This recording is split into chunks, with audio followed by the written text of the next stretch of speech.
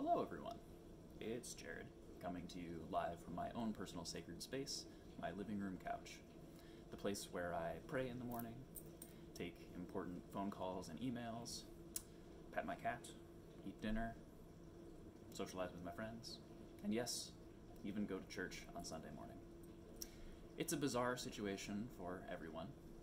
I spoke to a friend of mine yesterday who works in a hospital, which is a lot to handle, but one of her big takeaways was that the extra shifts help her stay afloat.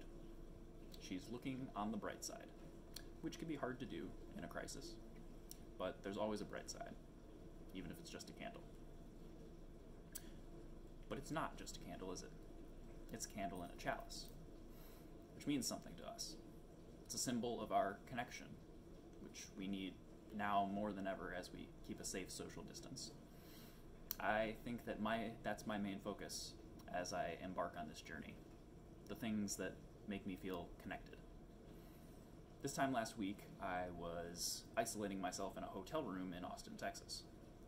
I felt very alone, 1,400 miles from home, just me and Dorian. The things that brought me comfort were the things that made me feel like I wasn't alone. A virtual board meeting, writing songs and sharing them on social media, having a nice walk through a sparsely populated park, my coworkers and friends texting me and reaching out to see how I'm doing. One of those texts inspired me to quickly pack up and come home. I realized that remaining isolated in Texas was going to be no different than being here in my home, except that now I'm closer to the people and things that bring me comfort. I wanted to be here, present with all of you on the bright side, as we ride out this storm together with our heads held high. We have enough light for any darkness, and whatever may come, we're going to come out stronger on the other side. You have anything to say, Dorian? He's good.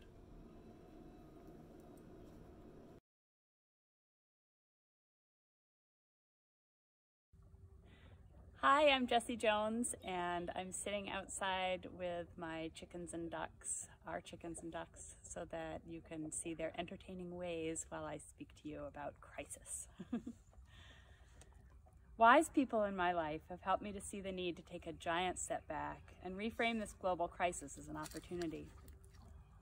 A great crumbling dismantling from which we can rebuild stronger and better, more whole. Siri. An opportunity to make my life, myself, more like I want to be. It is a reminder of our shared humanity and the imperative to collaborate and to love each other. This situation has given us much wished for chance to reduce the velocity of our lives and spend time with immediate family, perhaps giving new meaning or appreciation for the word immediate. Reprioritize, reduce clutter, both physically and virtually. But this is real work, and often unfamiliar work.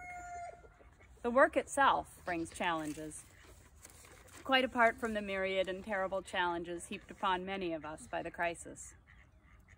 We had planned a spring break driving trip to visit colleges and elderly relatives. Ironic how those are two activities most contraindicated by epidemic safety.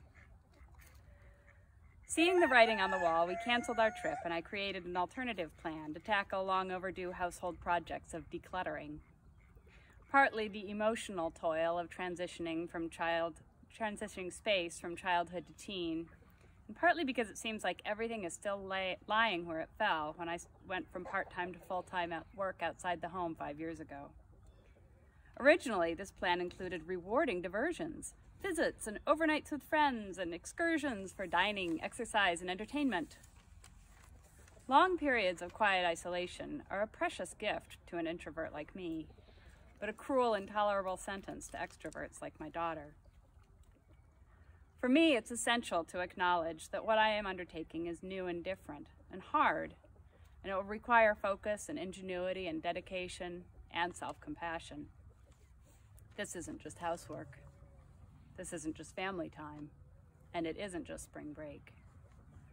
It will be a transformational journey that we can choose to navigate slowly and carefully, loving each other. Eat well, sleep well, make accommodations for stress, be patient, be compassionate, and remember to laugh.